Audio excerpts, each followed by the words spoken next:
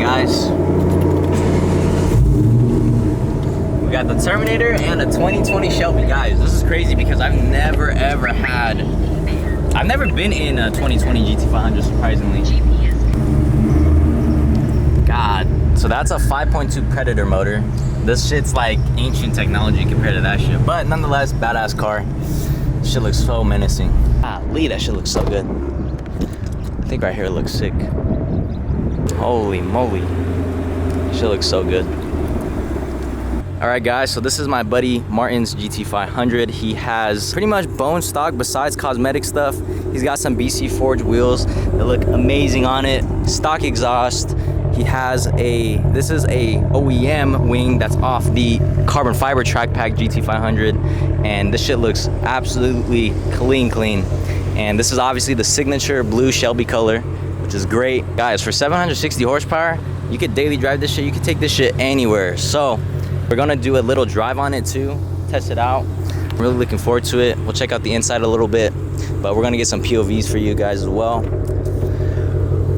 Gosh, that interior is so clean, guys. Look at the Recaro seats. Yeah, I don't know, guys. It's not looking good for the Terminator.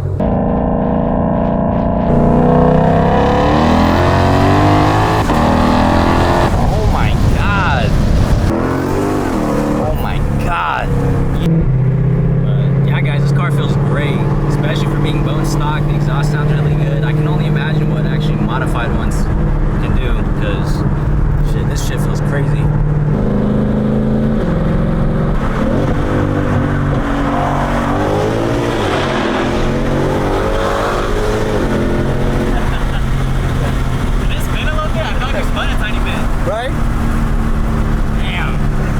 I've been in all of them, you know. I've had the old, new Edge, S550, S197, and I feel like the S550 is like one of those cars that just does it all, you know, like it's more like it feels like a sports car too, because it's just so smooth.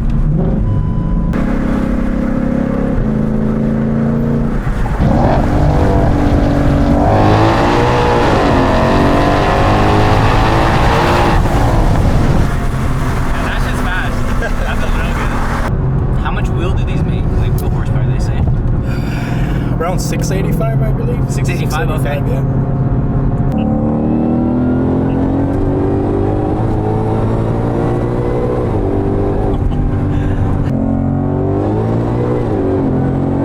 She kind of spun right there a little bit.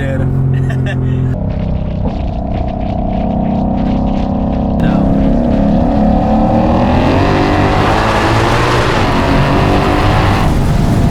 Get on it, bro. How does it feel compared to your 14?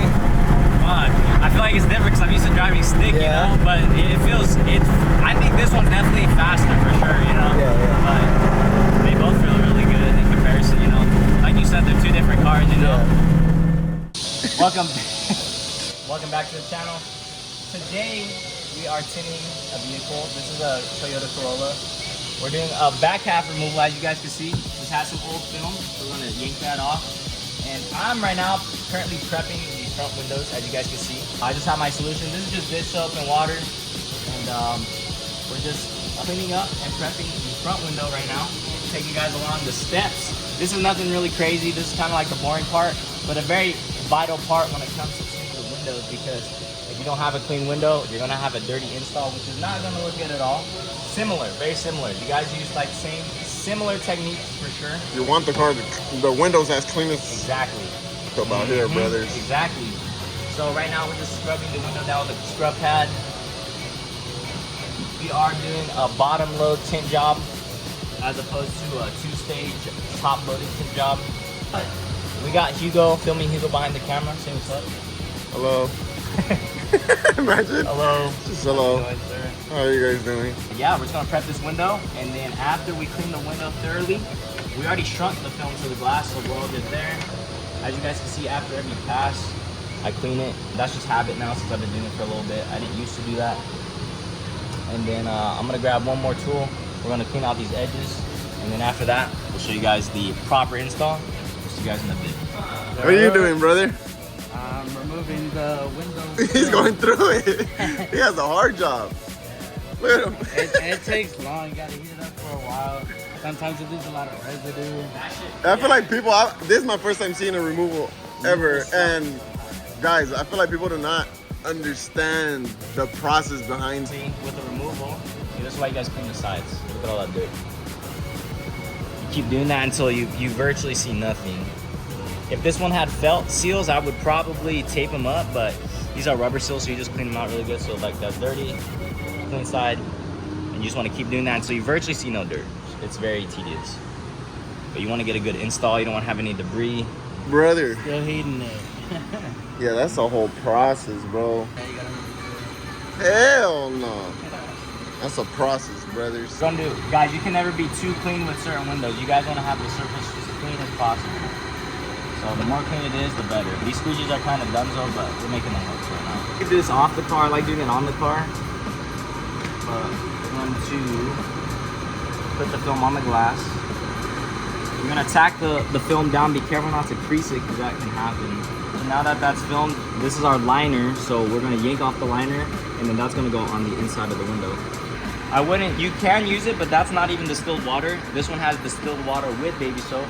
So that's you lessen the amount of dirt or any debris. Because if you have normal tap water, you have minerals, deposits, a lot of stuff. So what I'll do right now is I'll usually spray the window first. You want to get it pretty wet. Make sure your soap solution is very soapy, so that you don't have any creases that can. Bro, happen. that shit smells bomb. It does smell bomb. That smells better than this soap. It does. All right, I usually like to spray the area because that captures any dust or dirt that's in the area. Okay. Yank off the film. You want to spray the film as you pull down. Just wet it like crazy. Boom. Now, this is a one stage. I'm gonna grab the film very carefully. Flip it like that. We're gonna put this corner in first. Put that corner in good. And then we're gonna do the bottom next, this bottom. Slide the film down into place. Slide it up good, try not to touch the edges. So once the film's on, now we're gonna slide it to meet the edge. What I like to do as well is take your orange hard card and look, come over here. If, let's just say the film wasn't covering, you might see a light gap, so you want to make sure that the film is covering into the gaps as well. So it looks like we're all good. Make sure your edges lined up pretty good for the most part. So we're just going to squeegee that out. I usually like to do the top half first. Once that's down, push the sides out. Boom, boom. More water. You want to have a good solution. And now we're just going to push out the water.